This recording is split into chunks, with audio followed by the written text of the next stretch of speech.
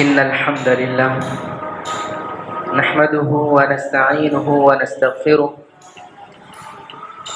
ونعوذ بالله من شرور أنفسنا ومن سيئات أعمالنا من يهده الله فلا مضل له ومن يضلله فلا هادي له وأشهد أن لا إله إلا الله وحده لا شريك له وأشهد أن محمدا عبده ورسوله يا أيها الذين آمنوا اتقوا الله حق تقاته ولا تموتن إلا وأنتم مسلمون يا أيها الناس اتقوا ربكم الذي خلقكم من نفس واحدة وخلق منها زوجها وبث منهما رجالا كثيرا ونساء واتقوا الله الذي تساءلون به والأرحام إن الله كان عليكم رقيبا يا أيها الذين آمنوا اتقوا الله وقولوا قولا سديدا يصلح لكم أعمالكم ويغفر لكم ذنوبكم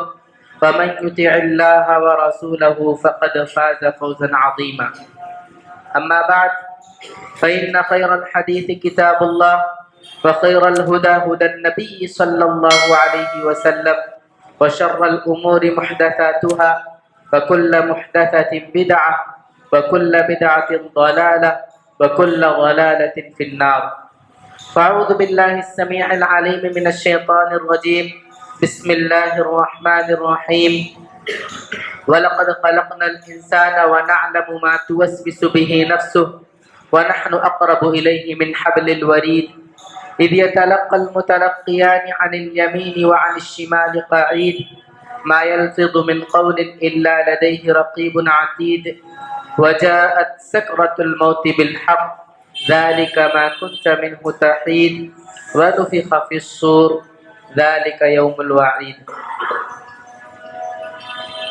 حاضرین جمعہ، تمام قسم کی تعریف، کبریائی، بڑائی، حمد و ثنا اللہ رب العالمین ہی کے لیے لائق اور زیبا ہے۔ بعدہ بے شمار درود و سلام نازل ہوں تمام انبیاء علیہ السلام پر، خصوصاً ہمارے آخری نبی جناب محمد الرسول اللہ صلی اللہ علیہ وسلم پر۔ اللہم صلی علی محمد وعلی آل محمد كما صليت على إبراهيم وعلى آل إبراهيم إنك حميد مجيد اللهم بارك على محمد وعلى آل محمد كما باركت على إبراهيم وعلى آل إبراهيم إنك حميد مجيد۔ معزز حاضرین، ایمان باللہ یعنی اللہ رب العالمین کی ذات پر ایمان لانے کے نتیجے میں انسان کے اندر جو اوصاف پیدا ہوتے ہیں ان میں سے ایک اہم وصف توکل علی اللہ یعنی اللہ رب العالمین کی ذات پر بھروسہ کرنا۔ توکل علی اللہ ایمان باللہ کا لازمی اور بنیادی تقاضا ہے۔ حضرت موسیٰ علیہ السلام نے اپنے قوم سے کہا، یا قوم ان کنتم آمنتم باللہ فعلیہ توکلوا ان کنتم مسلمین، اے میری قوم کے لوگوں، اگر تم واقعی اللہ رب العالمین کی ذات پر ایمان لے آئے ہو، فعلیہ توکلوا تو اسی پر بھروسہ کرو، ان کنتم مسلمین اگر تم مسلمان ہو۔ توکل علی اللہ کو اس آیت میں ایمان اور اسلام کی صحت قرار دیا گیا ہے۔ علامہ ابن القیم رحمۃ اللہ علیہ فرماتے ہیں، توکل علی اللہ آدھا ایمان ہے، نصف ایمان ہے۔ معزز حاضرین، توکل علی اللہ عبادت ہے۔ جس طرح اللہ رب العالمین کے علاوہ کسی اور کی عبادت کرنا جائز نہیں ہے، اسی طرح اللہ رب العالمین کے علاوہ کسی اور پر توکل کرنا، کسی اور پر بھروسہ کرنا جائز نہیں ہے ان معاملوں میں جن پر وہ قدرت نہ رکھتے۔ مثال کے طور پر مردوں سے ولیوں سے، پیروں سے رزق کی، اولاد کی، یا پھر دنیاوی معاملات میں کی فراوانی کی، اور اللہ رب العالمین کے دربار میں سفارش وغیرہ کی امید رکھنا، یہ سب ساری چیزیں شرک ہیں۔ توکل علی اللہ کیا ہے؟ توکل علی اللہ یہ ہے کہ ہر معاملے میں اللہ رب العالمین کی ذات پر بھروسہ کیا جائے۔ جو کچھ بھی ہوگا، جو کام بھی ہوگا، اللہ رب العالمین کے حکم سے، اللہ رب العالمین کی مرضی سے ہوگا۔ رزق اتنا ہی ملے گا جتنا کہ اللہ رب العالمین نے مقدر میں لکھ رکھا ہے۔ نعمتیں وہی ملیں گی جو اللہ رب العالمین نوازنا جائے۔ عزت اور ذلت کا تنہا مالک اللہ رب العالمین ہے۔ وہ جسے چاہے عزت دے گا اور جسے چاہے ذلت۔ وہ فائدہ پہنچ کر رہے گا جو اللہ رب العالمین پہنچانا چاہے۔ اس نقصان کو کوئی دور نہیں کر سکتا جو اللہ رب العالمین نے مقدر میں لکھ دیا ہے۔ اللہ رب العالمین نے فرمایا قُلْ لَن يُصِيبَنَا إِلَّا مَا كَتَبَ اللَّهُ لَنَا هُوَ مَوْلَانَا وَعَلَى اللَّهِ فَلْيَتَوَكَّلِ الْمُؤْمِنُونَ۔ اے محمد صلی اللہ علیہ وسلم کہہ دیجئے لَن يُصِيبَنَا إِلَّا مَا كَتَبَ اللَّهُ لَنَا، جو کچھ اللہ رب العالمین نے قسمت میں لکھ دیا ہے وہ پہنچ کر رہے گا۔ وَمَوْلَانَا وَعَلَى اللَّهِ فَلْيَتَوَكَّلِ الْمُؤْمِنُونَ، وہ ہمارا آقا ہے اور مومنوں کو اللہ رب العالمین کی ذات پر بھروسہ کرنا چاہیے۔ توکل کا مطلب یہ نہیں کہ آدمی صرف اللہ رب العالمین پر توکل کر لے، محنت اور کوشش نہ کرے اور یہ سمجھے کہ اس کو رزق مل جائے گا۔ صرف توکل کر لے کہ ہمیں بیماری سے شفا یابی حاصل ہو جائے گی، ڈاکٹر کے پاس نہ جائے، اس کا یہ مطلب نہیں۔ توکل کا مطلب یہ ہے کہ آدمی محنت کرے، کوشش کرے، جدوجہد کرے، پھر اللہ رب العالمین کی ذات سے امید رکھے کہ اللہ رب العالمین رزق عطا کرنے والا ہے۔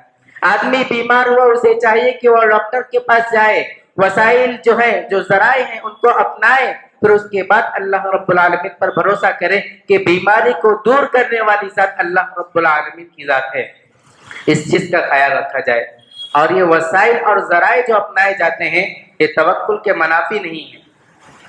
اللہ کے رسول صلی اللہ علیہ وسلم نے ایک صحابی رضی اللہ عنہ کو توکل کا معنی بتلاتے ہوئے کہا اعقلها وتوکل علی اللہ، پہلے تم اپنے اونٹ کو باندھو، پھر اس کے بعد اللہ رب العالمین کی ذات پر بھروسہ کرو۔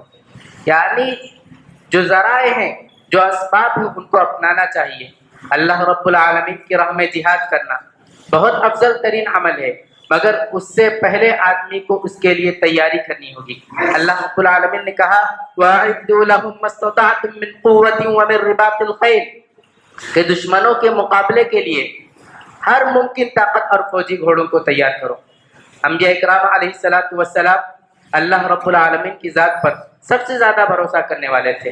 حضرت ابراہیم علیہ السلام اللہ رب العالمین کے حکم سے اپنی بیوی اور بچے کو ایک جنگل اور بیابان میں چھوڑ دیتے ہیں، جہاں زندگی گزارنے کے کوئی وسائل، کوئی ذرائع موجود نہیں تھے، صرف اور صرف اللہ رب العالمین کے حکم سے چھوڑ دیتے ہیں، اور ساتھ میں ایک تھیلے میں تھوڑا سا کھجور اور ایک مشکیزے میں پانی تھوڑا سا، اور اس کے بعد اللہ کے نبی حضرت ابراہیم علیہ السلام اللہ سے دعا کرتے ہیں ربنا انی اسکنت من ذریتی بواد غیر ذی زرع عند بیتک المحرم ربنا لیقیموا الصلاة فاجعل افئدة من الناس تهوی الیہم وارزقهم من الثمرات لعلهم یشکرون۔ اے پروردگارا، میں اپنی بعض اولاد کو تیرے بیت حرم کے پاس ایک وادی میں چھوڑ جاتا ہوں، غیر ذی زرع، جہاں کوئی کھیتی نہیں ہے۔ ربنا لیقیموا الصلاة، پروردگارا یہ اس لیے کہ یہ نماز قائم کرے، فجعل افئدة من الناس تهوی الیہم وارزقهم من الثمرات لعلهم یشکرون، بس تو لوگوں کے دلوں کو ان کی طرف مائل کر دے اور انہیں طرح طرح کے انواع و اقسام کے پھل عطا کر تاکہ وہ تیرا شکریہ ادا کرے۔ ابراہیم علیہ السلام اپنی بیوی کو اپنے شیر پر دودھ پیتے بچے کو چھوڑ کر جاتے رہتے ہیں، تو ان کی بیوی ان سے کہتی ہے آپ ہمیں ایسی جگہ پر چھوڑ کر کہاں جا رہے ہو جہاں دور دور تک کوئی انسان تک نظر نہیں آتا، نہ ہی چرند پرند ہے، نہ ہی کھیتی وغیرہ ہے، کچھ بھی نہیں ہے، زندگی گزارنے کے کوئی ذرائع موجود نہیں ہے، ایسی جگہ پر ہمیں چھوڑ کر کہاں جا رہے ہیں؟ حضرت ابراہیم علیہ السلام ان کے سوال کا جواب نہیں دیتے، آگے جاتے رہتے ہیں۔ پھر وفا شعار بیوی ان سے کہتی ہے کیا یہ اللہ رب العالمین کا حکم ہے؟ تو اشارے میں ہاں میں جواب دیتے ہیں۔ تو ان کی بیوی کہتی ہے تب تو اللہ رب العالمین ہمیں ہرگز ضائع نہیں کرے گا۔ حضرت ابراہیم علیہ السلام اللہ رب العالمین کے حکم سے اپنی بیوی بچوں کو چھوڑ رہے ہیں، یہ ان کا توکل تھا، لیکن ساتھ ساتھ جو زندگی گزارنے کے ذرائع ہیں ان کو بھی لیا، کھجور ایک تھیلے میں تھوڑا سا لیا اور پانی، اور اس کے ساتھ ساتھ اللہ رب العالمین سے دعا بھی کی۔ انسان کو توکل جو کرنا چاہیے، اللہ رب العالمین پر توکل کرتے ہوئے جو ذرائع ان کو اپنانا چاہیے، اور اللہ رب العالمین سے دعا بھی کرنی چاہیے۔ حضرت یعقوب علیہ السلام غلہ لینے کے لیے اپنے بیٹوں کو مصر روانہ کرتے ہیں، تو انہیں نصیحت کرتے ہیں یا بنی لا تدخلوا من باب واحد وادخلوا من ابواب متفرقہ، اے میرے بچوں ایک دروازے سے داخل نہ ہونا بلکہ الگ الگ جدا جدا دروازوں سے داخل ہونا۔ اس کی تفسیر میں حضرت عبداللہ ابن عباس رضی اللہ عنہ فرماتے ہیں کہ انہوں نے یہ اس لیے کہا کہ انہیں اس بات کا اندیشہ تھا، اس بات کا ڈر تھا کہیں ان کے بچوں کو نظر نہ لگ جائے، اس لیے انہوں نے اپنے بچوں کو یہ نصیحت کی۔ انہوں نے جب یہ تدبیر اپنا لی، حضرت یعقوب علیہ السلام آگے کیا کہتے ہیں؟ وَمَا أُغْنِيَ عَنْكُم مِّنَ اللَّهِ مِن شَيْءٍ إِنِ الْحُكْمُ إِلَّا لِلَّهِ عَلَيْهِ تَوَكَّلْتُ وَعَلَيْهِ فَلْيَتَوَكَّلِ الْمُتَوَكِّلُونَ۔ فرماتے ہیں کہ میں اللہ رب العالمین کے حکم سے کوئی مقدر حکم تم سے ٹال نہیں سکتا، حکم اور فیصلہ صرف اور صرف اللہ رب العالمین کا ہے، میں اسی پر بھروسہ کرتا ہوں، اور بھروسہ کرنے والے کو چاہیے کہ وہ اللہ رب العالمین کی ذات ہی پر بھروسہ کرے۔ معلوم یہ ہوا کہ توکل ذرائع کو اپنانے کے بعد، محنت اور کوشش کرنے کے بعد اللہ رب العالمین پر توکل کرنا چاہیے، بغیر اسباب کے توکل کرنا یہ توکل کے منافی ہے۔ اسی طرح صرف اسباب پر انحصار کر لینا یہ بھی صحیح نہیں ہے، صرف اسباب پر انحصار کر لینا کہ ہم نے یہ کام کر لیا ہے اب تو ہم کامیاب ہو جائیں گے، یہ صحیح نہیں ہے، بلکہ اللہ رب العالمین کی ذات پر بھروسہ کرنا چاہیے۔ جنگ حنین کے موقع پر مسلمانوں کی تعداد اور بھی جنگوں سے بہت زیادہ تھی، اور اسباب جنگ بھی وافر مقدار میں تھے، اور انہیں اپنی کثرت پر زعم میں مبتلا ہو گئے تھے مسلمان، انہیں لگ رہا تھا کہ اس جنگ میں ہم ہار نہیں سکتے۔ تو انہوں نے جب جنگ شروع ہوئی تو ان کے سوچ کے برخلاف شروعات میں جنگ جیتنے کے بجائے جنگ شکست کی طرف رخ کر لیا۔ جنگ نے جنگ جب ہارنے لگے تو لوگ پیٹ پھیر کر بھاگنے لگے، تو اللہ کے رسول صلی اللہ علیہ وسلم نے انہیں للکارا، انہیں اپنی غلطی کا احساس دلایا، پھر واپس پلٹے اور جم کر لڑے۔ اللہ رب العالمین نے انہیں کامیابی سے ہمکنار کیا۔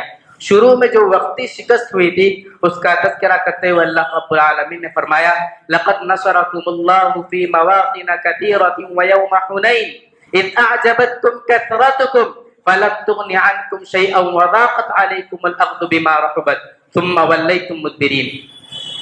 اللہ رب العالمین نے فرمایا کہ اللہ رب العالمین نے تمہاری مدد بہت سی موقع پر کی، اور حنین کے دن بھی کی جبکہ تمہاری کثرت نے تم میں خود پسندی میں مبتلا کر دیا تھا، ہم کی کیفیت میں مبتلا کر دیا تھا، اس وقت بھی اللہ رب العالمین تمہیں کی، اور یہ جو کیفیت تھی یہ تمہاری کچھ کام نہیں آئی۔ زمین اپنی کشادگی کے باوجود، زمین اپنی وسعت کے باوجود تم پر تنگ ہو گئی اور تم پیٹ پھیر کر بھاگ کھڑے ہوئے۔ معزز حاضرین، انسان کو اللہ رب العالمین کی ذات پر توکل کرنا چاہیے۔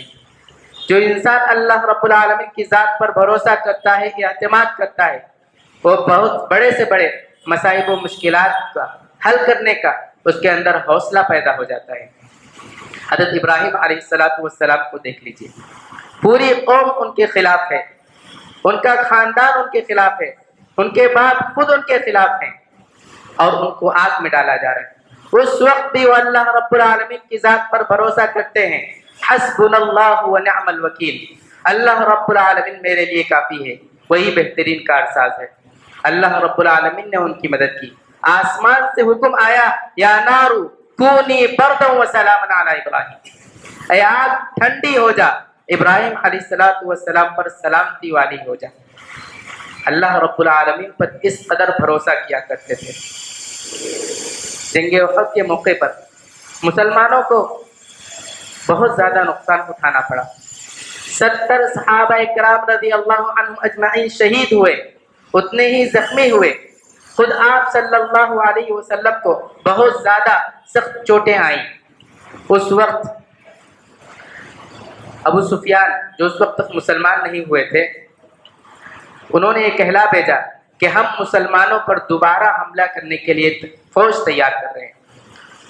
جب انہیں یہ بات مسلمانوں کو معلوم ہوئی، تاکہ انہوں نے یہ اس لیے حکم بھیجا کہ مسلمان ڈرے، لیکن مسلمان ڈرنے کے بجائے ان کی ایمانی کیفیت اور بڑھ گئی، ان کا ایمان اور بڑھ گیا۔ اللہ رب العالمین نے فرمایا الذین قال لهم الناس ان الناس قد جمعوا لكم فاخشوهم فزادهم ایمانا، جب لوگوں نے ان سے کہا کہ کفار تمہارے خلاف فوج جمع کر رہے ہیں، فاخشوهم تم ان سے ڈرو، فزادهم ایمانا تو ان کے ایمان اور بڑھ گئے۔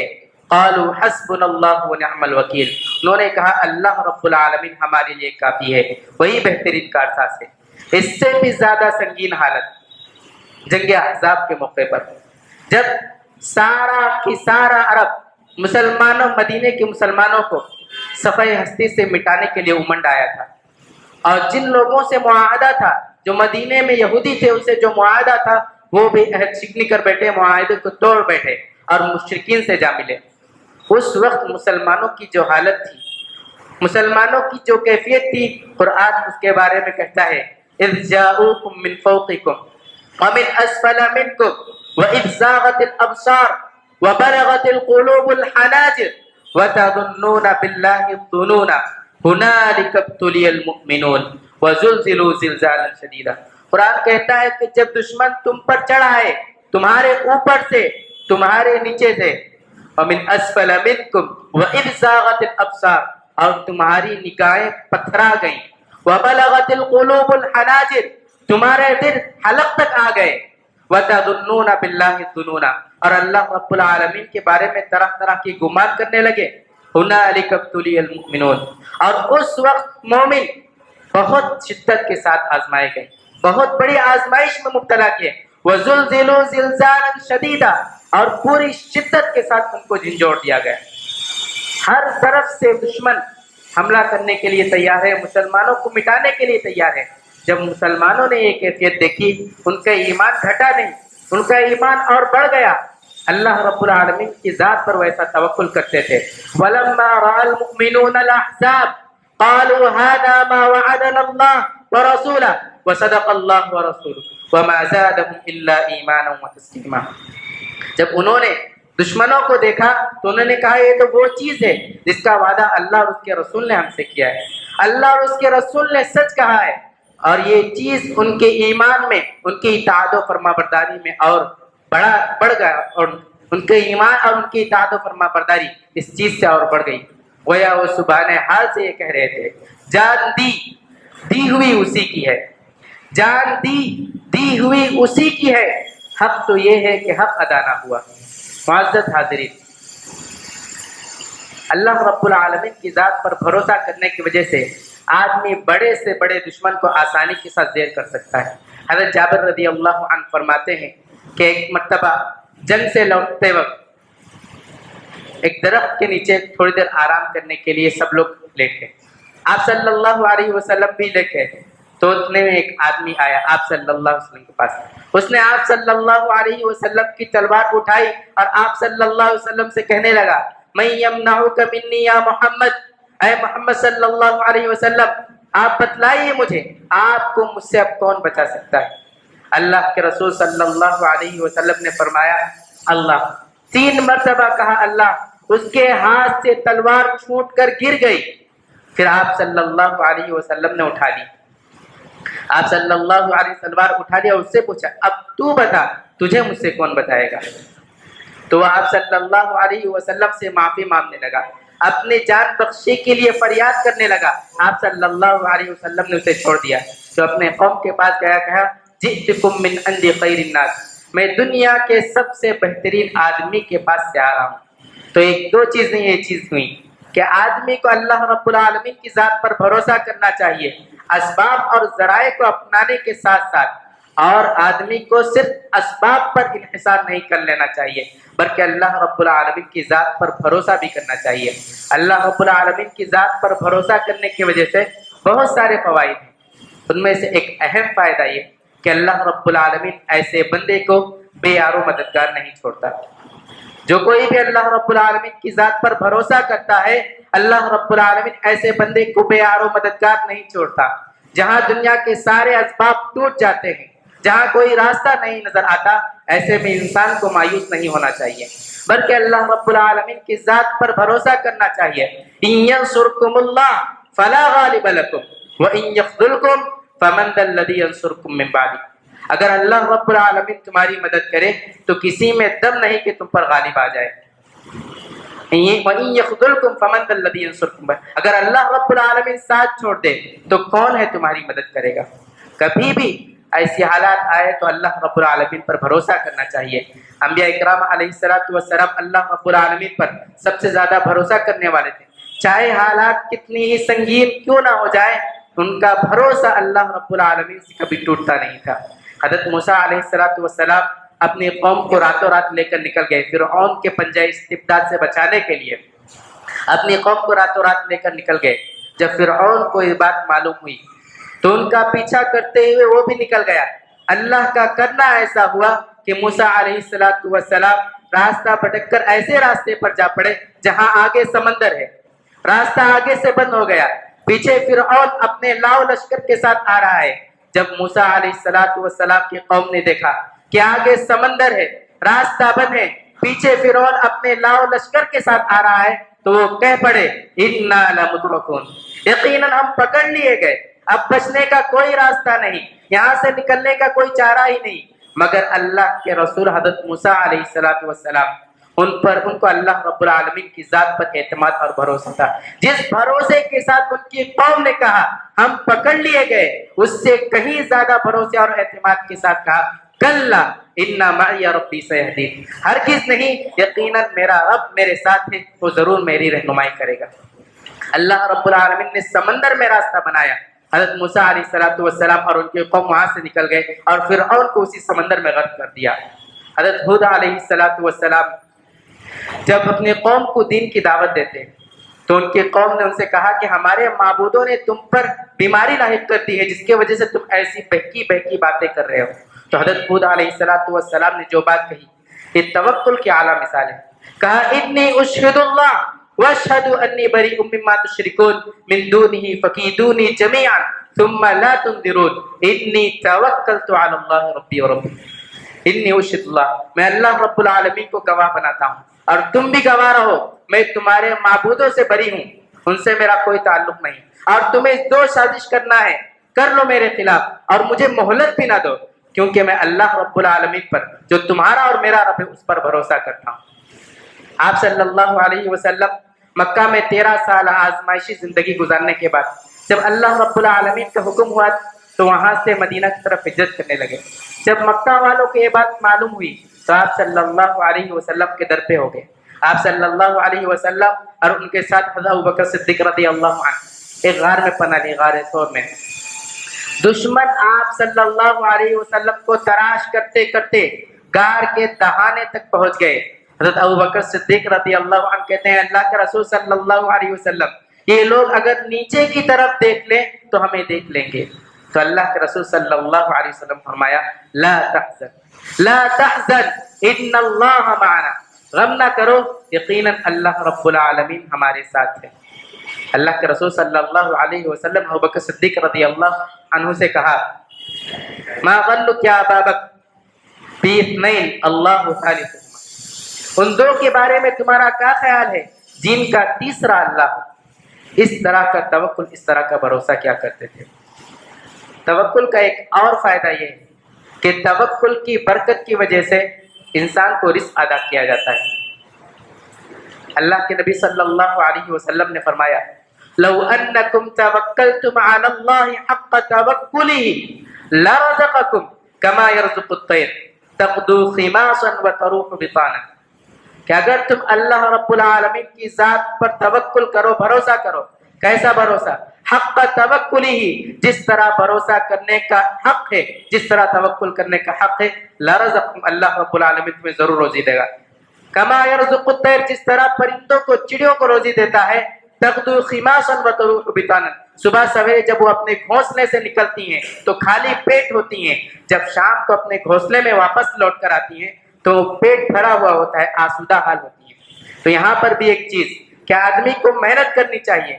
چڑیا اپنے گھونسلے میں بیٹھ کر پیٹ نہیں بھرتی، بلکہ نکلتی ہے، محنت کرتی ہے، کوشش کرتی ہے، جو ملتا ہے پھر اس کے بعد اللہ رب العالمین کے مقدر میں لکھا ہے وہ لے کر واپس لوٹتی ہے۔ انسان کو محنت کرنی چاہیے، رزق کے لیے کوشش کرنی چاہیے، اللہ رب العالمین سے دعا کرنی چاہیے، غیر کے دربار پر نہیں، اللہ رب العالمین کے دربار میں دعا کرنی چاہیے۔